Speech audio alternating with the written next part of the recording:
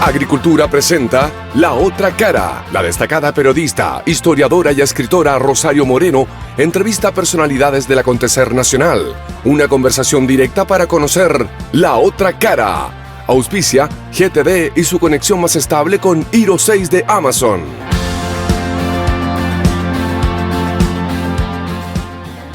Hola, muy buenos días. Aquí en La Otra Cara ya llegó septiembre. Increíble, septiembre, mes de la patria, mes de mi cumpleaños y de muchas cosas. Hoy día han pasado también muchas cosas en el acontecer nacional. Eh, como periodista puedo decir que cuando yo ejercía en medio escrito no me había tocado tanta noticia en un día. Increíble. Y bueno, hoy día yo me quiero salir un poco de la noticia puntual y quiero que analicemos un poco qué está pasando en Chile. Y para eso estamos con Hugo Herrera, que es abogado, catedrático y filósofo chileno. Muy buenos días, Hugo. Muchas gracias por la invitación, Y Rosario. muchas gracias por estar aquí. Bueno, les cuento que Hugo Herrera, arellano, es villamarino.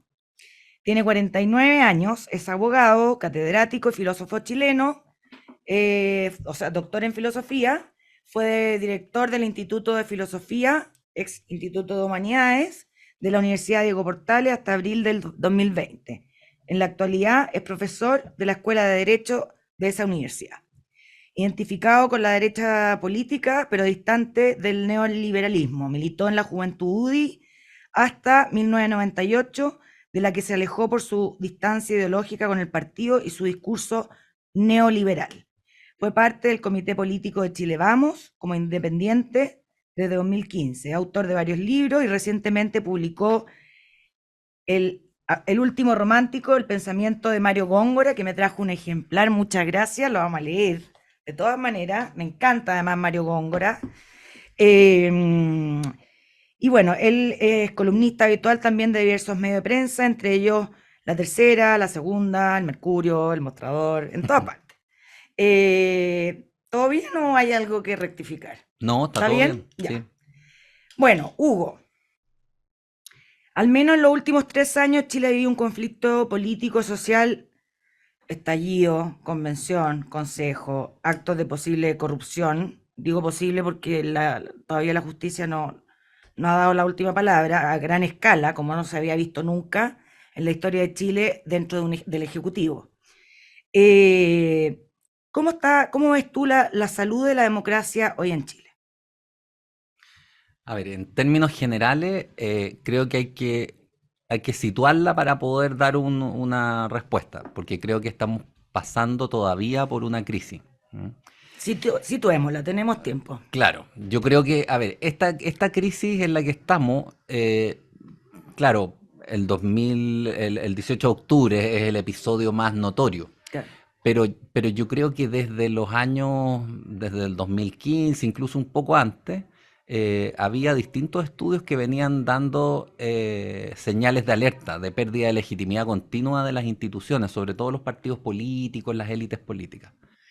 Y entonces yo creo que lo que hay es una crisis que tiene una forma más bien vertical. Tú puedes tener dos tipos de crisis, como en la UP, ahora estamos con los 50 años, entre dos bandos que están organizados desde arriba hasta las bases. Ya. Y eso fue, me parece, lo que ocurrió durante la Unidad Popular. En cambio, esta crisis es distinta, es entre las capas populares, la situación popular, por un lado, y por otro, las élites, los discursos, las instituciones. Entonces, siempre hay distancia entre esos términos, pero cuando la distancia aumenta, tú tienes crisis. Hay una desconexión. Ya. Y si uno busca un análogo a este tipo de crisis en la historia de Chile, el caso así más claro es el de la crisis del centenario. ¿Ya? Cuando en 1910 el país se preparaba como para celebrar el primer centenario de vida republicana, aparece una generación de escritores, varios de ellos historiadores, Encina, Alberto Edwards, Tancredo Pinochet, Luis Galdame, son una corte que dicen algo está mal en Chile. O sea, aquí el sistema político está entrando en una crisis, hay sectores populares que están irrumpiendo y que no tienen reconocimiento en el sistema y las instituciones están perdiendo legitimidad. Esa crisis es diagnosticada el año 10 Y tuvimos revolución. Y claro, y dura hasta el año 30, uno podría decir, se terminó el 32, digamos, con el segundo gobierno de Arturo Alessandri. Pero entre medio, claro, tuvimos golpe, dictadura, Sí, constitución. La constitución no fue necesaria, pero la del insuficiente, 25, claro, la del 25. claro. Entonces, estas crisis son menos violentas, usualmente, pero son más lentas. Ya. O sea, creo que aquí tú no tienes, como la crisis del 73 se zanja con un golpe, digamos, de un guatacazo, y se supera. Es dolorosa para los derrotados, pero se supera rápidamente.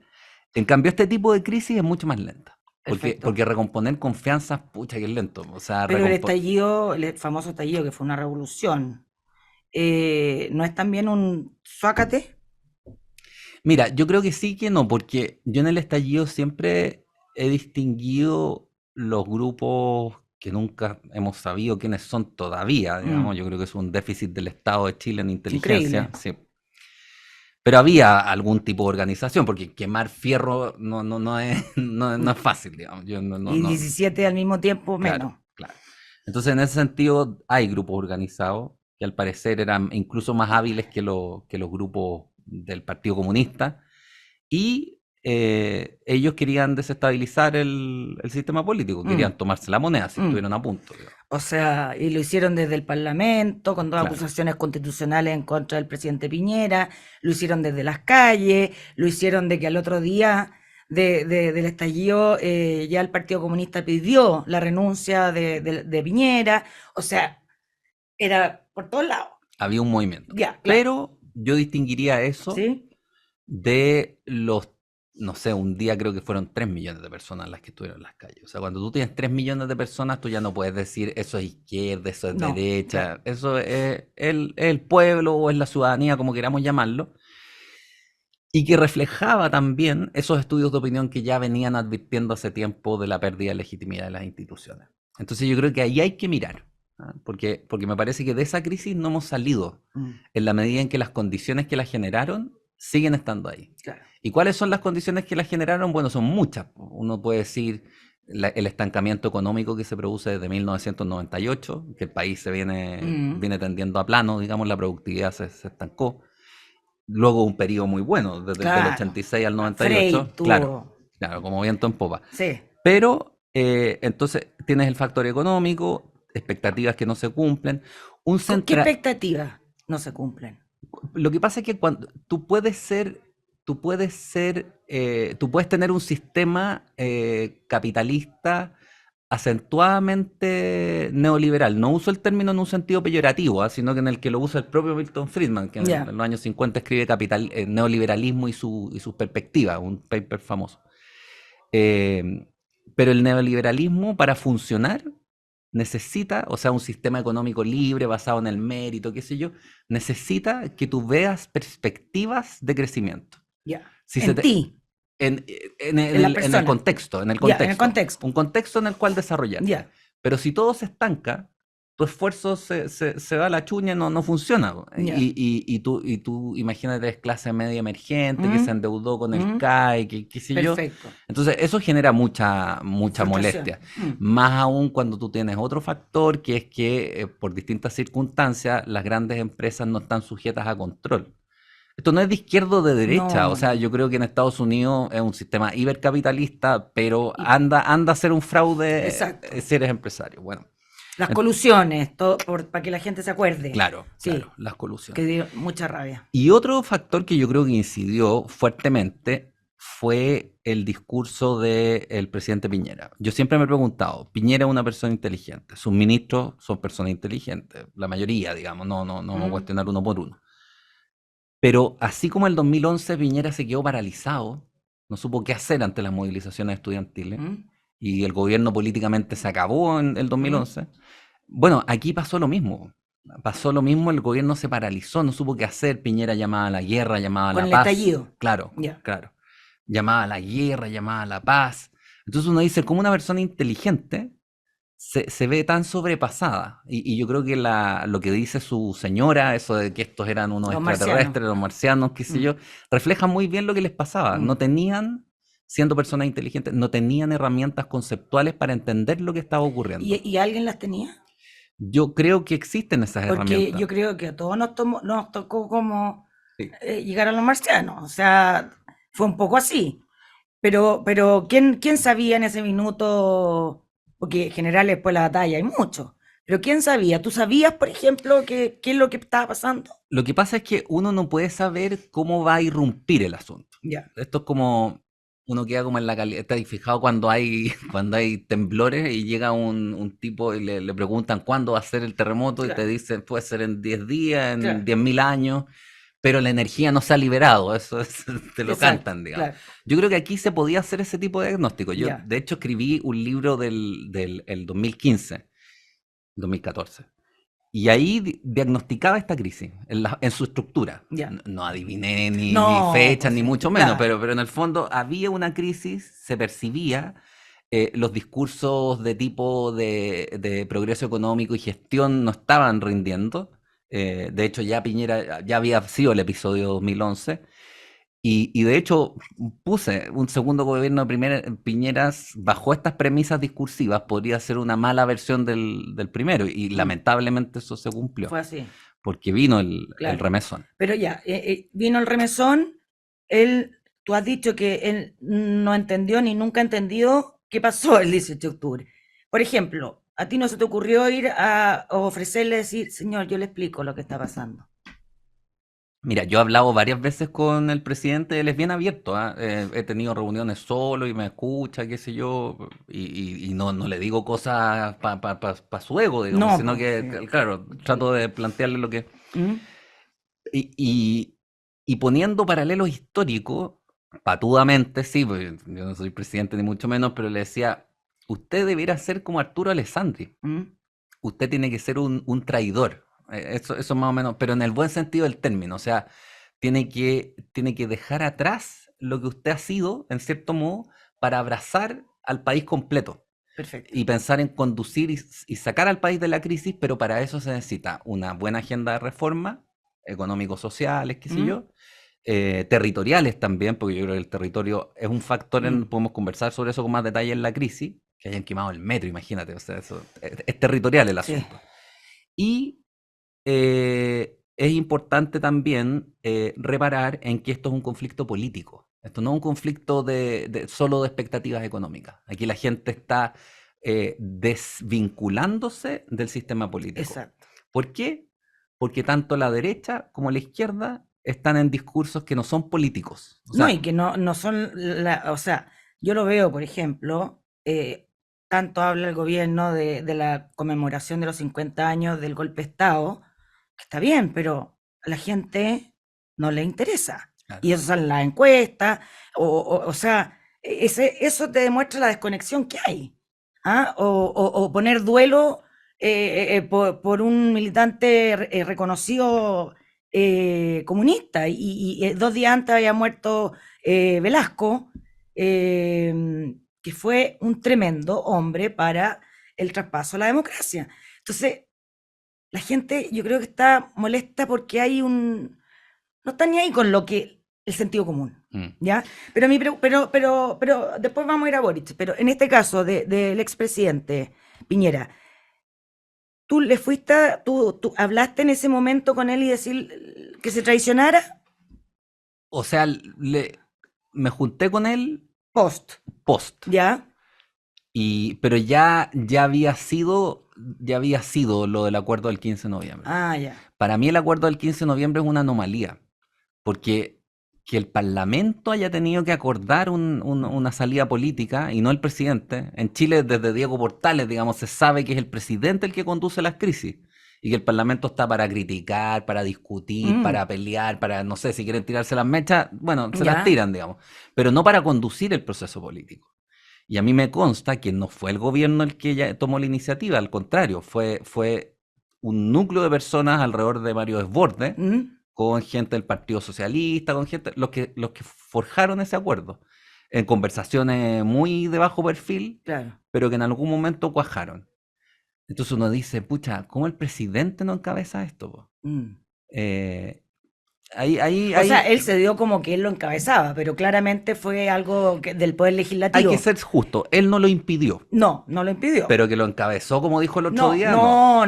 no. Pero ¿por qué crees tú que pasó Porque, algo? No había pasado nunca en la historia de Chile es que republicana. ahí a mí me parece que siendo persona inteligente, su marco conceptual es muy estrecho. Y esto es un análogo a lo que le pasó a Jackson. Jackson se fundió en política por moralizar la política. Mm.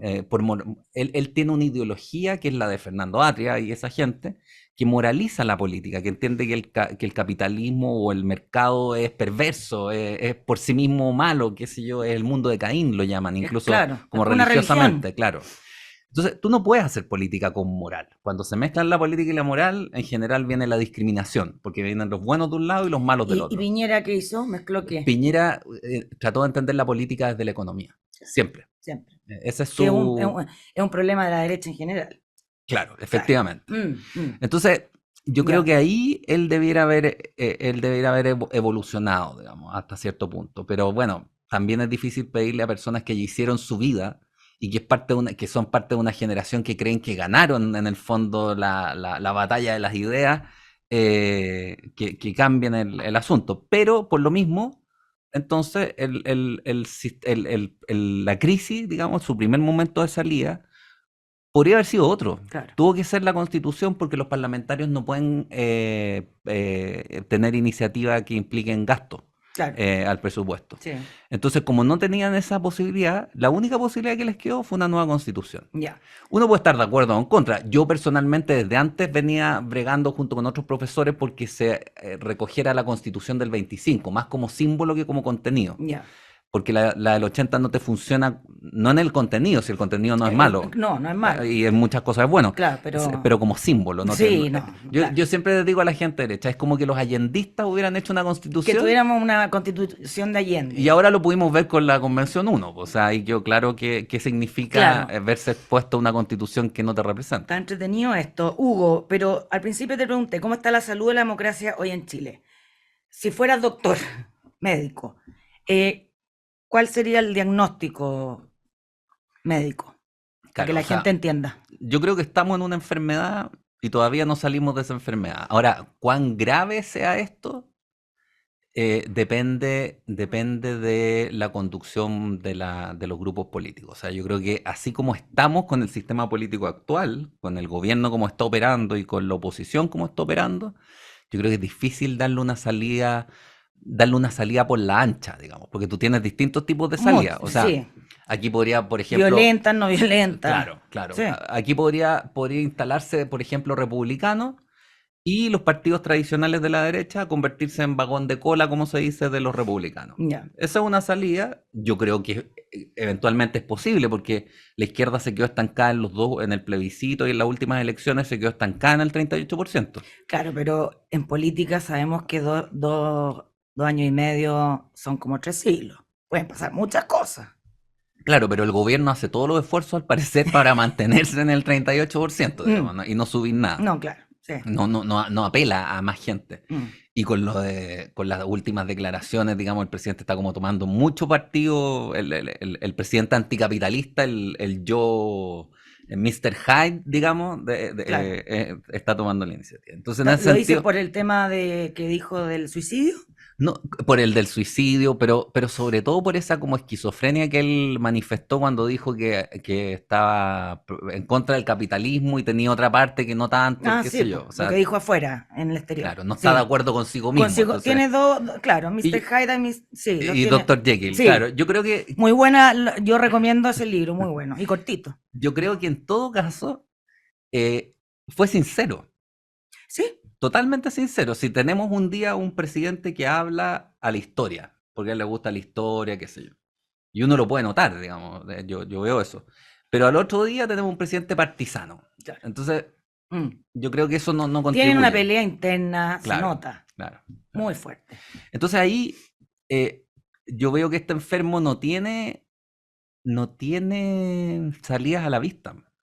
Porque mira, si uno compara de la crisis del centenario, nos saca una constitución nueva que dentro de todo estableció los rudimentos de un Estado social. O sea, se hizo cargo del problema que había, que Claro. eran los mineros en el Y norte. cambiar la iglesia del Estado, separar la iglesia del Claro. Estado, que también era, la Claro, iglesia todo el siglo mandaba XIX todo. vendían peleando. Sí. Sí, po. Mm. Entonces fue una constitución que funcionó como símbolo de unidad y segundo, que venía a solucionar el problema en parte. Mm. Además, hubo dos caudillos que fueron Alessandri e Ibáñez como dictador. Alessandri Palma. Alessandri Palma, el león, digamos. Claro, el león de Tarapacá. Que en términos de... Uno puede cuestionarlo fuertemente porque era bastante vehemente o incluso violento en sus reacciones. O sea, él es responsable de sendas matanzas en el norte, la Marucia, San Gregorio, La Coruña, después Ranquil en el sur, el Seguro Obrero aquí en Santiago. O sea, no nos andaba con remilgo. Mm. Y el otro caudillo es el dictador en ese momento, Ibáñez. Pero estos dos caudillos, además de hacer sus acciones, sus actos condenables, fueron geniales en el sentido de que vieron por dónde salía la crisis. Ya. Y aquí no hemos tenido caudillos que vean Para por nada, dónde. o sea, mira los pasos que dieron. Alessandri hace la constitución del 25, crea las bases de un Estado social y traiciona su pasado izquierdista pactando con la derecha. Pactando, incorporándolo, digamos, dándose cuenta de que tiene que pactar Exacto. para que el sistema se viabilice. Y Ibáñez, pese a que A fue que una lo dictadura, odiaban, claro, después sale. fue increíblemente activo en la producción de instituciones burocráticas que se hagan cargo de modernizar al Estado. O sea, reformó instituciones como nadie y creó nuevas instituciones. Qué sé yo, la Contraloría, Carabinero, en el segundo gobierno fue más o menos parecido. Entonces tú tuviste dos personas Ya. que tuvieron grandes iniciativas y después, bueno, entran a gobernar los radicales, que son un partido fuerte de centro. Entonces, tuviste como todos los, todos los ingredientes ideales como para salir de la crisis. Pero yo me pregunto, ¿quién es nuestro Alessandri? ¿Quién es nuestro Ibáñez? ¿Quién es, ojalá no con dictadura, digamos, quién es nuestro Ibáñez? ¿Quién es nuestro Pedro Aguirre Cerda? ¿Dónde está el partido de centro fuerte en ¿Y Chile? no hay? Yo veo muy débiles a la centro derecha y a la centro izquierda. Perfecto. Y tenemos, ya, dale, bueno, dale. nos pasamos y me están mirando feo. Bueno, estamos conversando muy entretenido con Hugo Herrera. Él es abogado y doctor en filosofía. Vamos a unos comerciales y volvemos. En Agricultura estamos presentando La Otra Cara con Rosario Moreno.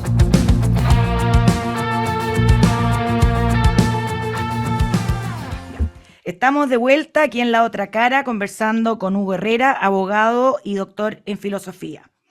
Pero antes de seguir conversando, les quiero contar que nuestros amigos de GTD siempre están junto a las empresas, sin importar su tamaño, porque proveen soluciones digitales que se adaptan a cada necesidad. Es lo bueno de confiar en una compañía que va junto al crecimiento de quienes los eligen. GTD, hacemos que la tecnología simplifique tu vida. Bien, GTD. Ya, o sea, tú ahora no ves ni un caudillo que nos muestre la luz, digamos, por ahora. No veo, mira, no veo conducción, porque el caudillo es como un personaje de época, pero no veo capacidad de conducción en nuestros liderazgos actuales. Ya. Y no veo fuerte al centro. O sea, mira, tú puedes tener distintas combinaciones de partidos, pero no existe una democracia estable en el mundo donde no sea fuerte la socialdemocracia y una centro-derecha más bien moderna, integradora, dialogante. Claro. Y eso en Chile viene de capa caída. O sea, el Partido Socialista es lo único que queda de esa tormenta que arrasó, digamos, con la democracia cristiana, Sí. con el PPD. Bueno, ahora o sea, Amarillo está claro, desgraciadamente con problemas. Pero eso yo creo que es lo propio de un partido que está naciendo. Sí. Ya, pero por ejemplo, una Evelyn Matei, ¿no podría ser una caudilla para sacar a...? No, yo a la Evelyn Matei la veo bien aspectada, pero el problema es que sus partidos están dando pasos, pero no a la velocidad suficiente. O sea, a ver, en términos generales, si uno analiza la UDI y Renovación, dejo al lado Bópoli porque es muy chiquitito, pero la UDI, en la UDI uno nota que ya no funcionan según el mismo discurso de los años 90. Que entre paréntesis hay que decirlo, ellos lo metieron al congelador y siguen hablando de lo mismo que el año 90 más o menos, cuando Jaime Guzmán era el más veloz en cambiar de posición. O sea, si uno le sigue ¿Estás hablando trayectoria... de la UDI popular? La UDI en las popular, poblaciones, con claro, trabajo en terreno, claro, eso, claro, ya, claro. Pero el discurso económico siguió siendo el el mismo. mismo. Y el discurso de la subsidiariedad el mismo. Entonces, Guzmán hubiera cambiado probablemente, cambiando las circunstancias. O sea, si uno lee los textos de la época del UP, él era un demócrata liberal así, pero ejemplar, digamos. Antes Ah, había sido carlista, después fue, durante la dictadura, apoyó la Constitución, redactó la sí, Constitución, democracia protegida, y resulta que imagínate que cuando vuelve la democracia, se tira candidato a senador, sí, pues. entusiasta, Y ganó. gana, y no contento con eso, en el Senado vota por Gabriel Valdés para presidente del Senado, no por Jarpa, que tenían la Ya, mayoría. O sea, era un tipo flexible de cabeza, Guzmán era mucho más liberal y más más rápido rápido que y leer más su rápido lo que está contexto. Claro, pasando claro, que la UDI de hoy. claro. Mm. Ahora, yo veo en Bueno, Macaya, por algo lo mataron. claro, yo veo en Macaya un esfuerzo por flexibilizar el discurso. En Ya, eso yo creo que hay que reconocérselo, pero abandonar un viejo discurso no es todavía tener un discurso nuevo. Entonces ahí yo veo a ese sector débil. ya, Después, tú tienes a Renovación Nacional, yo creo que ahí es donde más esfuerzos serios se han hecho por cambiar. O sea, RN cambió, cuando Monkeberg asume la presidencia en el 2014, lo primero que hace Cristian Monkeberg es convocar a un congreso doctrinario. Ahí se modifica la declaración de sí, principios. Y luego, en las directivas Monkeberg-Desbordes, que es un ciclo, porque Mario era secretario general de Monkeberg y después él asumió la presidencia del partido, ellos incorporan a Renovación Nacional al Internacional Demócrata de Centro, o la ya. Internacional Demócrata Está bien, Cristiana, con apoyo de Angela Merkel. O sea, hay un giro un giro. sistemático hacia un discurso más político, porque la democracia cristiana alemana tiene trato con los sindicatos, tiene con el mundo Claro. poblacional, qué sé yo, o Y Angela mundo Merkel popular. es una Claro, tremenda, claro, claro, como Churchill. claro, Yo lo encuentro como al nivel. claro. Ya, pero Entonces tú no tienes una centro derecha a la vanguardia de la guardia, discusión. pero Evelyn Matei estaría yendo más rápido como Guzmán, más que sus partidos, Yo o creo, está también pegada. no, yo a Evelyn Matei le veo buenas perspectivas, sobre todo por las encuestas. O sea, ella, a ver, por dos razones. Yo creo que hay una razón psicológica, que es Pero es como, que más allá de las encuestas, yo no quiero, no. no, pero la encuesta, yo digo, la encuesta, a mí no me importa cuánta aprobación tenga, Ah, porque eso ya, es cuestión de sí, porque yo campaña. también, y puede cambiar el próximo mes, si se cae, no Pero el sé. rechazo Sí, ha bajó bajado. infinitamente, Sí, digamos. Es la sí, menos rechazada de sí, todos. O sí. sea, se transformó en una dirigente Claro, transversal. pero eso es algo, una foto, pero Sí. pensando al mediano, a largo plazo, ella ve más allá que lo que ven sus partidos de adaptarse, un poco lo que tú decías de Guzmán. Yo creo que sí. A ver, es difícil comparar a Guzmán, porque Guzmán era más teórico, tenía Ya, otra formación además. Pero yo le veo mérito a Evelyn Matei. O sea, Evelyn Matei cuando se denunció también el tema del economicismo de la derecha, po, y criticó fuertemente al gobierno de Piñera claro, por eso. ¿Ah? Entonces, sí, yo la veo consciente del problema. ¿Ah? perfecto. Pero claro, tú tienes aquí que tomar la iniciativa, o sea, se trata de conducir un liderazgo que le haga frente a un partido que creció de la nada en 4 años y se transformó en el partido más grande por De lejos de Chile, Chile. sí. 35%, eso no hay dato histórico ¿No? comparable. Mira, partidos que hayan Pero, tenido muchos votos, la DC, más del 50, pero se demoró en eso 3 décadas. claro, sí, Pero en po. 5 años nadie, Y ahora sí, po, pero son fotos también, también, porque es por todo lo que ha pasado, yo claro. creo, no es porque de la nada subió, digamos, Pero es por la Cast y los condición. republicanos tienen una gracia, ¿Mm? que contra todo lo que se dice, yo no creo que sean un populismo así de tipo clásico, no son antidemocráticos, No. están dentro del sistema. O sea, Mm, yo veo ahí, debe haber cabezas calientes, pero veo mucho más en las dirigencias, en Frontaura, en Arturo Esquella, en el mismo, ya. claro, José Antonio, veo algo muy parecido a la UDI de los 90, Mm, digamos, como que quieren volver a los principios, qué sé yo, ese tipo de discurso, como volver a ser fieles a lo que Guzmán dijo, una cosa como de ese tipo de movida. claro. Pero tienen un discurso bien armado, Mm. un poco estrecho, pero bien armado. Entonces, frente a eso, tú tienes aquí en los partidos tradicionales de la derecha más bien un abandono flexibilización de posiciones, pero no tienes proa, tú no tienes una visión de país hacia dónde vamos, digamos. Vamos a irnos por el lado de un desarrollo más industrial, vamos a irnos por el lado, vamos a mantener el modelo de exportaciones o nos vamos a concentrar más en el mercado interno. O vamos a mantener el sistema de Estado unitario o nos vamos a federalizar o vamos a darle más poder a los territorios. Vamos a irrigar el desierto o no vamos a irrigar el desierto, qué sé yo, qué vamos a hacer con las desaladoras. No hay como una visión nacional.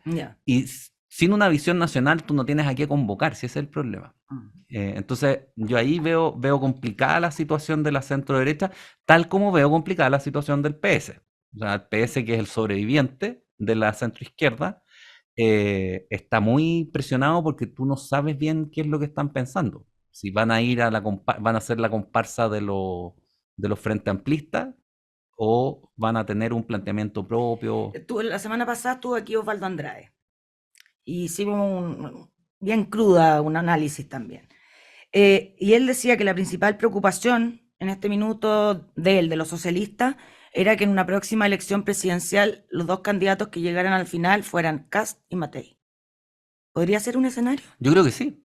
O sea, imagínate, yo no le quito importancia a las dos últimas elecciones, porque antes un presidente podía tener un 30% de apoyo en las encuestas, y con eso quedan tranquilos. Porque en las elecciones, como era voluntario y votaba muy poca gente, ese 30 se te convertía rápidamente en un 51 o algo cercano al 50. Pero hoy día, un gobierno con un 30% de apoyo es un gobierno con un 30% de votos, porque el voto es obligatorio, entonces va a andar por ahí. Claro. Entonces, tú tienes las encuestas que consistentemente le dan al presidente Boric esa aprobación, pero además tienes las dos elecciones, o los dos eventos electorales, pues no fueron dos elecciones, pero el plebiscito de salida a la Constitución, que fue un 62 de rechazo, y las elecciones de convencionales de la segunda convención, dejaron a la izquierda estancada en el 38%. Sí.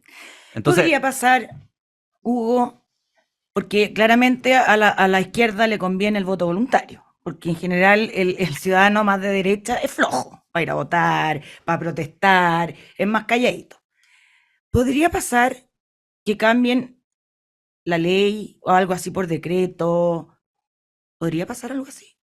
Yo creo que es difícil porque ellos me parece que lo hicieron hasta cierto punto de buena fe. O sea, yo me percaté que se dieron cuenta antes, ya cuando estaban haciendo el cambio, de que no les convenía. Pero está claro que no les convenía. Claro, y lo hicieron igual. Sí, bueno, entonces no hay que sacar ni un estudio para eso. Claro, pero ¿cómo tú te defiendes del argumento de antidemócrata si es que quieres poner el voto voluntario nuevamente? Sí, complicado. Ahora, el sector político de hoy día, ¿ha estado a la altura de esta crisis de los últimos 3 años?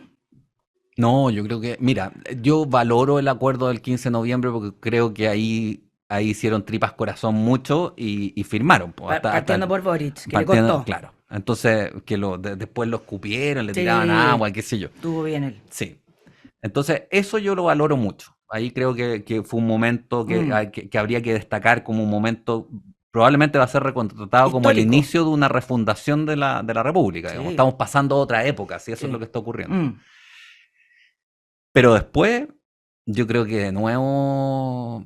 Mira, yo creo que faltan los liderazgos individuales, porque los partidos no están funcionando. Entonces, cuando los partidos no funcionan, tú necesitas liderazgos individuales. Y por bien o para mal, pero la institución que está diseñada para eso es la presidencia de la República. Así es el presidente el que tiene la iniciativa, o la presidenta en el caso de que fuera mujer. Pero eso no se ha usado bien. O sea, yo creo que ni Piñera logró plantear un acuerdo. Piñera debería haberse sentado a conversar inmediatamente con todas las fuerzas políticas. Si tú tenías el riesgo de que te quemaran la moneda, digamos, era convocarlos a todos, así como convocaron los parlamentarios. Pero Boric tampoco lo ha hecho. Y el país necesita reformas. O sea, ha llamado a todos los partidos y se ha juntado, tú dices... Ahora último. Sí, ahora último. Sí. ¿Tú dices que se junten todos juntos? No, yo creo que, mira, si estos procesos son menos de farándula... Más por debajo. Y más por debajo. Tú tienes que negociar muchas cosas muy delicadas, muy técnicas además. Sí. Tienes que tener equipo. Pero eso a mí me falta. O sea, yo creo que estamos frente a demasiados desafíos. O sea, tú mencionabas el caso de las fundaciones. Tenemos el problema de la baja de la productividad. O sea, esto para alguien de derecha debería ser La violencia. relevante. La violencia media descontrolada. El tema de la Araucanía que no tiene solución a la vista. Yo digo, el sur, el tema territorial en Chile. Perdón, las listas de espera, las listas de espera en los hospitales, yo creo que puede ser un motivo para un estallido 2.0. Sí. O sea, yo también hice una entrevista y saqué los cálculos, todo. En Chile mueren al año, por distintas razones, 140.000 chilenos. Y de esos 140.000, un 29% estaba en lista de espera. Imagínate. Es un escándalo. Claro, totalmente. Cerca de 40.000 personas mueren al año esperando ser atendidas. Entonces, yo no entiendo cómo la gente ya no está en las calles. No lo entiendo. Mira, yo creo que hay un deterioro institucional general, porque uno ve síntomas, o sea, y tú vas juntando cosas, pero si uno ve, por ejemplo, esto de que Codelco, cada día nos enteramos que el forado es más grande y que más años se va a demorar en recuperarse. Es muy sintomático, si era el ejemplo como de empresa pública que Claro. funcionaba bien.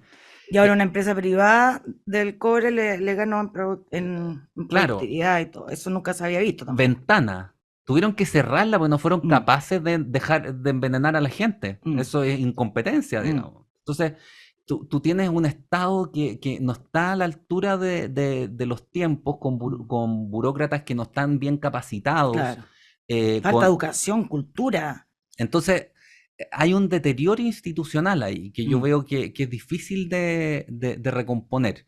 Entonces, por ese lado creo que es complicado y las élites no han estado pensando en eso, me parece. No lo tienen como primera cuestión a la vista. El Frente Amplio, por lo demás, generó muchas expectativas.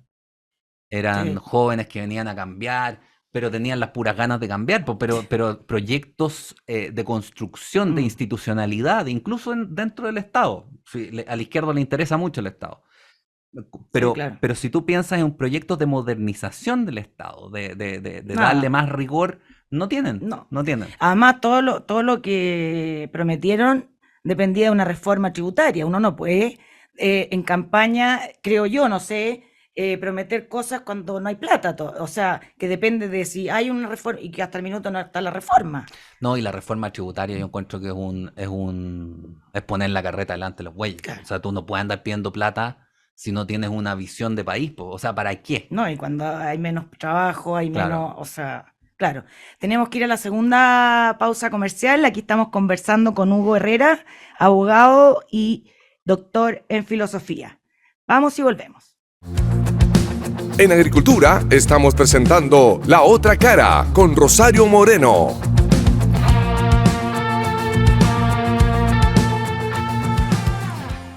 Bueno, aquí estamos de vuelta en La Otra Cara conversando con Hugo Herrera, abogado y filósofo chileno, doctor en filosofía. En algunas entrevistas tú has dicho que el presidente Boric tiene que sacarse a Atria de la mochila, ¿ya? Porque en algún minuto Jackson dijo, vamos con Atria en la mochila, y conversar con la oposición. ¿Qué daño ha hecho Fernando Atria y compañía en toda esta crisis? A ver, yo creo que han sido responsables de hartas cosas.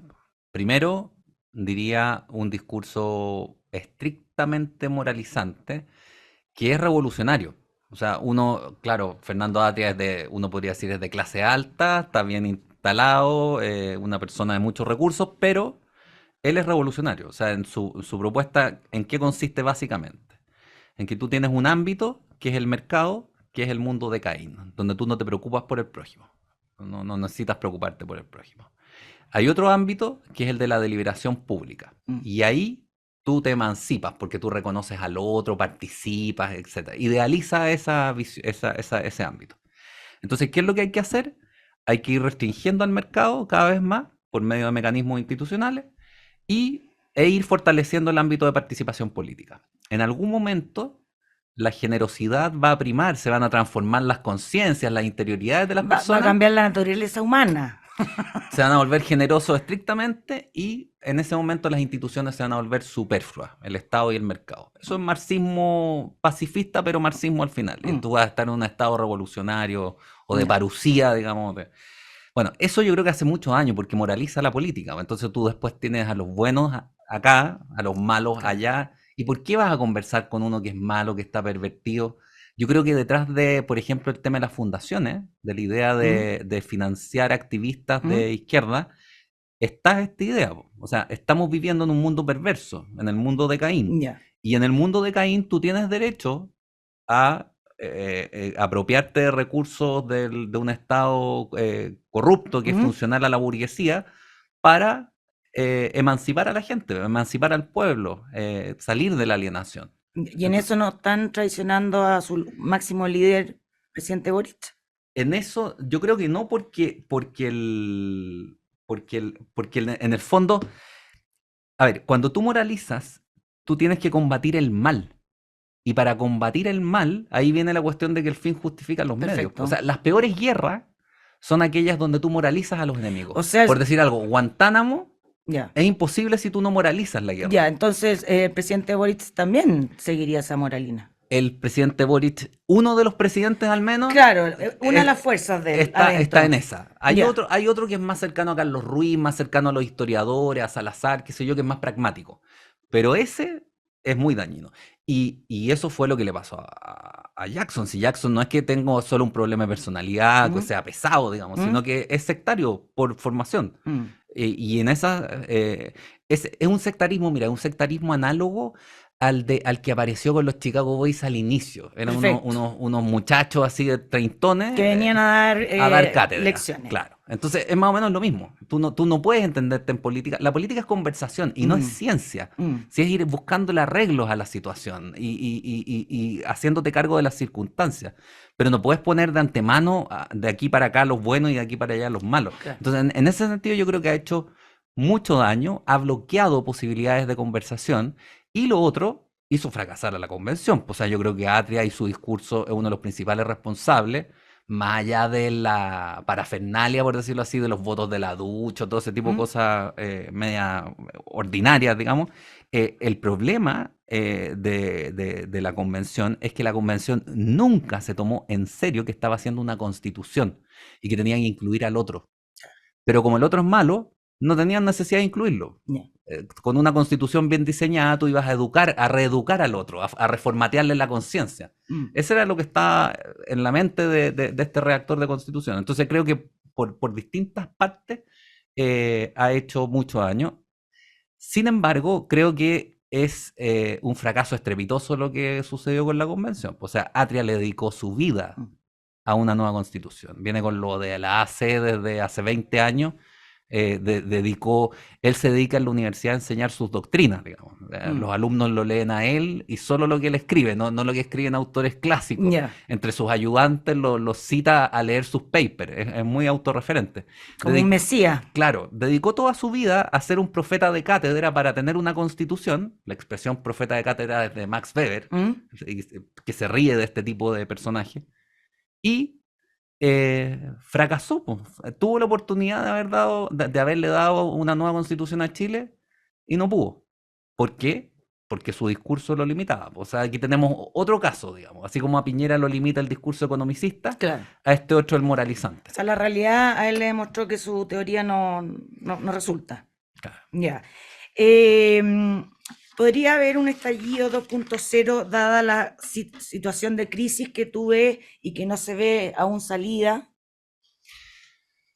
A ver, no me siento capaz de decir si va a haber un estallido o no. Lo que sí veo posible es que esto entre en un proceso de descomposición de largo aliento. O sea, si esto se prolonga y no hay atisbos de salida, tú necesitas generar símbolos. ¿Sí? Mira, este país vive en piloto automático, pero no tenemos nada que nos una, nada que la Teletón ni siquiera, digamos, porque la izquierda Ahora la cuestiona. han hecho, claro. Pero tú no tienes símbolos en común y ninguna democracia madura funciona sin símbolos en común. Podría ser la Constitución, podría ser una agenda de reformas económicos sociales, pero algo tiene que haber. Mientras eso no exista, el sistema se va a ir deteriorando probablemente y la convivencia se va a ir deteriorando. No creo que haya espacio para aventuras, digamos, de golpes revolucionarios o pérdidas o que la democracia se transforme en algo parecido a Venezuela. Al menos no lo veo en el horizonte. Pero lo que sí veo es un deterioro de la convivencia severo del que va a costar salir. Y eso podría conducirnos a un estancamiento grave. O sea, Chile Mm, tuvo periodos de estancamiento. La llamada oligarquía parlamentaria fueron décadas de claro. decadencia, en cierto modo. El periodo parlamentario, Claro, del 92 al 25, claro. Y para que la ahí, gente... y claro, claro, a 1900, claro, del 92 Después de a la guerra, 1910, claro. Ahora, en eso tiene importancia fundamental y por eso creo que también esta crisis va a ser lenta, el factor territorial. Que hayan quemado el metro, ya, requiere organización. Tú puedes organizarte para quemar hospitales, digamos, pero que nadie haya defendido al metro. Eso a mí me llama la atención. Cuando era el orgullo del sí, Santiago mesocrático, digamos. Y tú no tienes, o sea, creo que hay un análogo, porque así como en 1891 y comienzo del siglo XX, los patrones de fondos cerraron las haciendas y se vinieron a vivir a mansiones a Santiago o a París mm, y se desconectaron del mundo rural, del pueblo en esa época. No voy a defender la hacienda aquí, mm, pero creo que era un orden, un cierto claro, orden. claro. Y se descompuso el orden. Bueno, uno se podría preguntar, pues, ¿no estamos generando élites totalmente desvinculadas de la situación popular Mm, con barrios hipersegregados? mm, Tú tienes algo que yo creo que es único en el mundo, pues en Chile tú tienes barrios para las élites de derecha y otros barrios para las élites de izquierda. mm, Es sorprendente, pero son barrios segregados igual. O mm. sea, esto de gentrificar, de medio hipster de la izquierda, se han posicionado en ciertos barrios y le han ¿Tú aumentado hablas el valor. de Ñuñoa, por Ñuñoa, ejemplo? claro, ¿Qué claro. más ahora el barrio de Brasil? Claro, Ya, todo lo que se pone de de moda y moda. se gentrifica, creo que es la Claro, expresión media ciútica que se usa para claro. hablar de un barrio que era más sencillo y que se convirtió en un barrio de alto valor. Sí. Ya. Oye, no nos queda mucho tiempo, pero yo quiero también hablar un poco de la derecha chilena. Eh, ¿También está desconectada con la gente? Mira, Al igual que la centroizquierda sí, y la izquierda. yo creo que sí. Y mi diagnóstico es este. Yo creo que la derecha en Chile fue ideológicamente mucho más robusta en el pasado que lo que es ahora. Ya. O sea, yo creo que en ese sentido la síntesis de Guzmán con Friedman fue operativamente muy eficaz, pero arrasó y voló del mapa a las otras corrientes. O sea, yo en ese libro del 2015 distingo cuatro derechas: una derecha liberal laica, una derecha cristiano-liberal, la UDI, liberal laica, el antiguo Partido Liberal, qué sé yo, ¿Ya? los radicales de derecha, una derecha social cristiana, el antiguo Partido Conservador que trabajaba con las mutuales y que fundó la primera Federación Obrera de Chile ¿Mm? a comienzos del siglo XX, el de las leyes sociales, qué sé yo, y una tradición nacional popular, Francisco Antonio Encina, el Partido Agrario Laborista, qué sé yo. Ya. Bueno, hoy día la hegemónica todavía es la Chicago gremialista, Claro. pero las otras me parece que en las otras es donde están las bases más robustas. O sea, el mismo Góngora, yo lo elegí no por casualidad, porque creo que hay un pensamiento ahí de un nivel radicalmente distinto al de todo lo que hay hoy día. O sea, Ya. Góngora veía el problema. Decía, por ejemplo, en Chile a la nación la formó en parte importante el El Estado. Estado.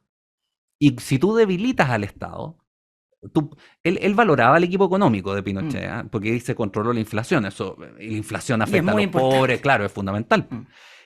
Pero le critica el debilitamiento, el desmantelamiento del Estado, porque eso dice va a generar un deterioro en la conciencia ciudadana, en la Mm. conciencia cívica, porque la nación se apalanca en el O sea, Estado. la izquierda quiere agrandar el Estado y la derecha quiere suprimirlo lo máximo posible. Y Pero hay no, que llegar a un equilibrio. o sea, yo pienso que los dos se equivocan Sí, por porque tú eso. necesitas construir institucionalidad. O sea, Claro. así como tú necesitas empresas productivas y para eso tienen que estar muy bien organizadas, o sea, tienes que construir institucionalidad privada, también en el ámbito público tú tienes que construir institucionalidad. Claro. No puedes tener burócratas ahí apernados por el partido, como es hoy día el asunto. Exacto. Entonces, Los ñoquis. claro, eso no Los va. ñoquis argentinos que aquí ya se van a empezar a llamar los ñoquis porque ha aumentado un 90% el empleo dentro del Estado Sí, desde que está este gobierno.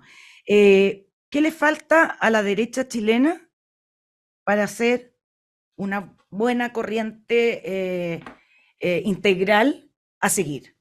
mira, yo he bregado por dos cosas. Una, que es rehabilitar las otras tradiciones. O sea, yo tengo un interés intelectual en la obra de Góngora, pero también un interés político. Y antes de eso hice un libro sobre Góngora, Encina y Edwards, porque ahí yo creo que está el principal Mm, pensamiento de derecha, de una derecha no economicista en Chile. perfecto. ¿Y Y qué otras tradiciones? claro, y por otra parte, No, pero ¿qué otras? Porque tú dijiste Ah, otras tradiciones. ¿Qué son esas otras tradiciones? la tradición, por ejemplo, del antiguo Partido Liberal, que ¿Ya? era un partido liberal político. O sea, los viejos liberales pensaban en política, no estaban pensando en En pura moneda. economía, claro. Ya. El Partido Agrario Laborista. El Partido Agrario Laborista era de derecha, se alineaba con Estados Unidos explícitamente en la Guerra Fría, ¿Mm? pero estaban pensando en otra cosa, pues estaban pensando en cómo organizar bien el mundo agrícola, cómo tecnificarlo, cómo mejorar. Cuando Encina escribe Nuestra inferioridad económica, por ejemplo, quiere convertir a Chile en una potencia industrial. Dice, ¿qué hace nuestro alumnado en la escuela estudiando autores europeos, así poetas, qué sé yo, cuando no sabemos transformar la realidad? No Claro. sabemos qué es un torno, no sabemos usar un torno y todavía no sabemos usar torno. Y yo le preguntaba a un amigo que trabajaba en un instituto profesional de los grandes, de los dos grandes que hay en Chile, y me dice, no usamos tornos, no usan tornos. Ya. Imagínate, Sí. ¿cómo te vas a...? Entonces, ¿qué tienen en lo segundo?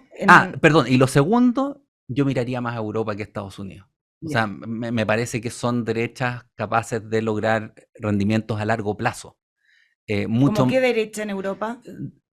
siempre me dicen que compararse con Alemania es pésimo porque ellos tienen Alemania y nosotros tenemos otra cultura, qué Mm, sé yo, pero yo miraría la derecha española, la derecha alemana, la derecha, y hay distintas, la sueca, mm. tienen distintas características, pero tienen una gracia, que son políticas, claramente políticas, y Hay trabajan, filosofía claro, y trabajan detrás. con el mundo, efectivamente, Sí, pues, y trabajan con el mundo obrero, con el mundo ya. profesional, con el mundo, o sea, no les pasa eso que te pasa aquí en Chile, que tú dices derecha y dices al tiro una cuestión como entre clase y economía Plata, y plata, y claro. punto. Mm, Tú con eso no construyes un país. mm, claro. No funciona, digamos, porque cómo te sacas que estás defendiendo el interés de los ricos.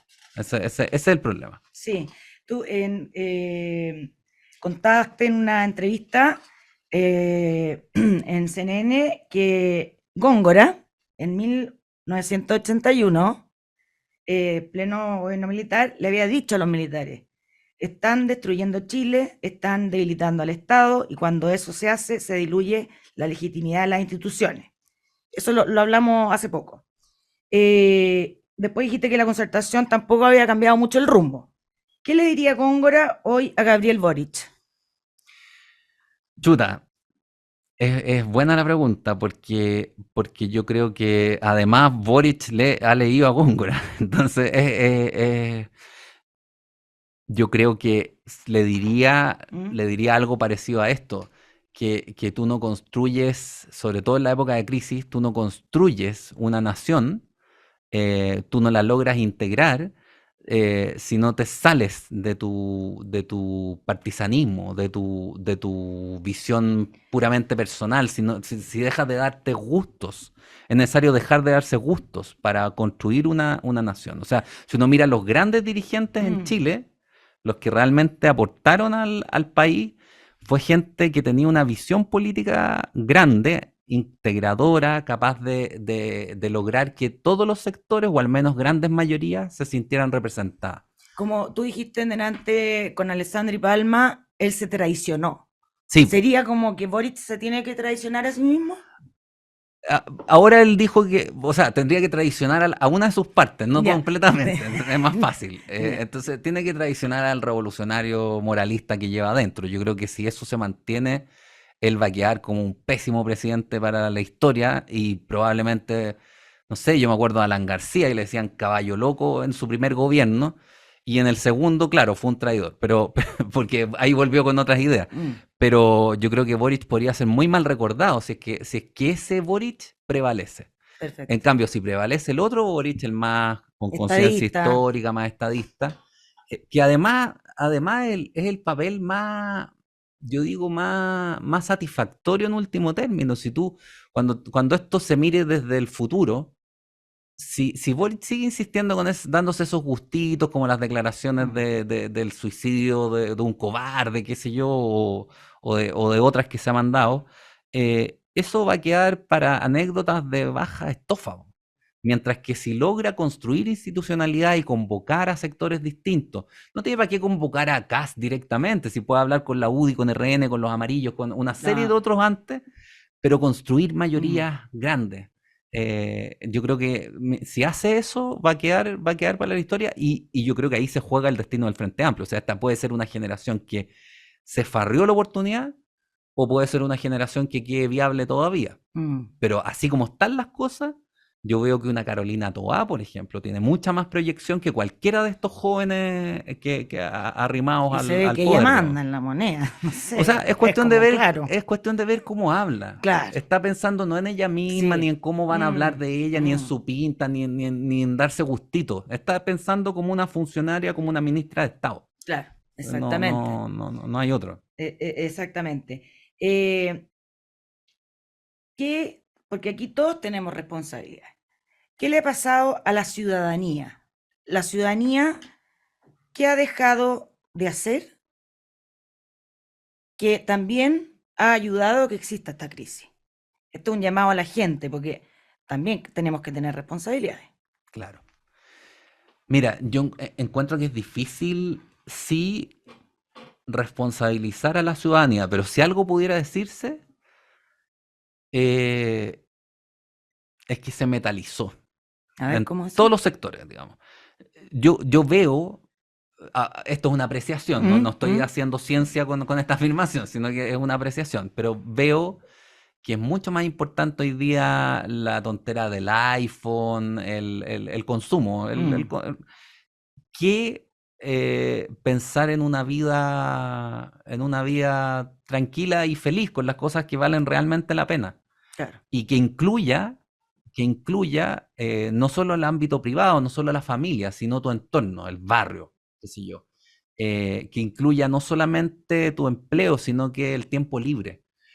Ahora, es difícil responsabilizar a la ciudadanía aquí en Santiago porque está tan segregado todo, es tan difícil desplazarse. Claro, pero ¿tú no estás de acuerdo que de ciudadanos hemos pasado a individuos? Sí, totalmente. O sea, mira, es cuestión de ver la vida de los partidos políticos. Los partidos políticos se llenan o se vacían según las posibilidades de éxito en las próximas elecciones. No hay vida partidista salvo excepciones. Yo te diría el PS, Renovación Nacional, los grandes, antiguos, son como aquellos en los que todavía se conserva una vida partidaria, claro. Pero en general, antes los partidos eran escuelas de formación cívica. Había estructuras vecinales de los partidos políticos. Hoy día eso no lo veo, y en cambio veo mucho más afán por cómo me las arreglo yo solo. Sí. Eso es como en Alemania hablan la sociedad de los codazos, como que te importa mucho más cómo voy a estar yo en la pasada que cómo vamos a estar como país. Y eso es lo que me parece que explica también las reacciones en las votaciones. Uno dice, ¿por qué vamos para allá y después para allá y después para el otro lado? Con resultados bien sorprendentes, medio esquizofrénicos. Y yo creo que tiene que ver con eso, con una ciudadanía que está mirando muy a corto plazo y que no le exige a las dirigencias visiones de país, digamos, visiones de país. Hay una cierta sabiduría popular, no quiero ser tan lapidario. Yo creo que igual hay un sentido común que tiende al centro, que tiende a la moderación, que sabe que buscar entendimiento es parte fundamental de la política y que no es necesariamente cocina, como se ha desprestigiado el asunto. Sí, la cocina es necesaria. Claro, además tú necesitas negociar en algún momento, ponerte a conversar. Claro. No ha sido el Frente Amplio el que le ha tratado de decir que es mala que se haga cocina, pero... No, y parece cocineros expertos. Bien cocineros, digamos, sí. Ya, bueno, llegamos al final, una pena, tenía tantas preguntas, como siempre me pasa, pero estaba muy entretenido, así que hablamos no alcanzamos a hablar de muchas cosas, pero profundizamos en unas pocas. Muchas gracias por venir, Hugo. Muchas gracias a ti, Rosario. Conversamos con Hugo Herrera, doctor en filosofía y abogado. Con esto terminamos la edición de hoy. Que tengan un buen domingo y nos vemos. En Agricultura fue La Otra Cara con Rosario Moreno. Auspicia GTD y su conexión más estable con Hero 6 de Amazon. Producción Doris Mora.